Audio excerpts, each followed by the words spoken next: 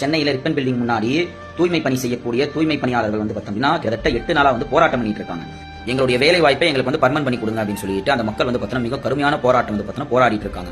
ஆனா இது வரைக்கும் வந்து பார்த்தீங்கன்னா நம்முடைய தமிழக அரசோ அல்லது வந்து பார்த்தீங்கன்னா மேயர் பிரியாக்காவோ அல்லது வந்து பார்த்தீங்கன்னா அந்த ஏரியா பகுதியினுடைய அமைச்சர் ஐயா பி கே சேகர் பாபு தெலுங்கார் அவர் கூட வந்து பார்த்தீங்கன்னா இது வரைக்கும் அந்த மக்களை வந்து விசாரிக்க கூட இல்லை.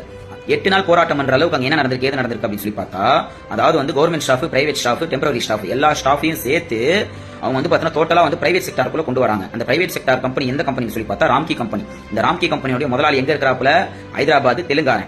தமிழக அரசை பார்த்து நான் ஒண்ணே கேட்க விரும்புறேன், கொஞ்சமாச்சும் வந்து ஓட்டு போட்ட மக்களுக்கு வந்து விசுவாசமா இருங்க. அதை விட்டுட்டு வந்து பார்த்தோம்னா கார்பரேட் நிறுவனங்களுக்கும் உங்க குடும்பத்துக்கு வந்து பார்த்தா சொத்து சேர்த்து வைக்கிறதுக்காக உங்களோட கவனத்தை வந்து பார்த்தோம்னா ஏற்காதீங்க. அதாவது வந்து உங்களை நம்பி வந்து பார்த்தா ஓட்டு போட்டுருக்காங்க அந்த மக்கள். அந்த மக்களுக்கு வந்து பார்த்தா கொஞ்சமாச்சும் ஒரு துளியாவது விசுவாசமா இருங்க. அந்த ஏழை எளிய மக்களுடைய வயிற்றுச்சல் உங்க வீட்டுல எல்லாம் சும்மா விடுமா? 7 ஜென்மத்துக்கும் சும்மா விடாது. குறிப்பிட்ட சமுதாயத்து மக்கள் தான் தூய்மை பணியாளர் வேலையை செய்யறாங்க, அதனால இந்த கூட்டத்தை நான் ஒதுக்குறேன் அப்படின்னு சொல்லி சொன்னா, அப்ப அந்த கூட்டத்தோட ஓட்டு மட்டும் உங்களுக்கு கேட்குறா? உங்களுக்கு தூய்மை பணியாளர் வேலை செய்யக்கூடிய அந்த ஏழை எளிய மக்களுக்கு சேர வேண்டிய நியாயமான உரிமைகளும் சேர வேண்டிய நியாயமான வேலை வாய்ப்புகளும் கண்டிப்பாக போய் சேர வேண்டும்.